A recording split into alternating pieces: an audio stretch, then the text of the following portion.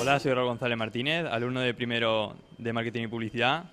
Y aquí está María Jesús Pinto, concejala de Empleo y aparte fue durante mucho tiempo comerciante. Cuéntanos un poquito de la historia de Mercalois. Un lugar emblemático de nuestro pueblo, pero sobre todo emblemático del Rincón de Lois. Un mercado que, si no recuerdo mal, abrió en 1972, con lo cual son 46 años los que lleva abiertos. Todo un lujo.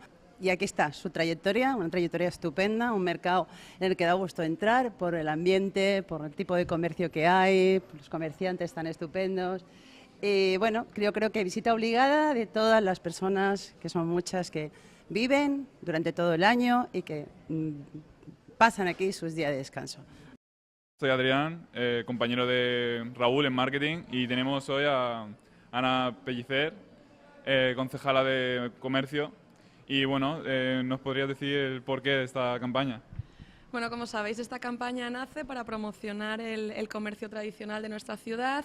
Ya es la tercera visita, empezamos en el mercado municipal, la semana pasada estuvimos en Apolo 11 y, como no, Benidorm no es únicamente el centro, hay que abrirse, hay que salir, y hoy visitamos Mercalois. Un mercado pues también muy tradicional, y la verdad es que tiene sus peculiaridades. Si os habéis dado cuenta, llevamos aquí escasos minutos y bueno, la mayoría del tránsito ha sido de público extranjero. Millán, presidente de los representantes de comercio. Agradeceros sobre todo al Ayuntamiento de que hayan tenido esta distinción de acordarse un poquito de nosotros, de la zona, porque es una zona donde realmente pues aglutinamos al 95% del turismo inglés, sobre todo inglés.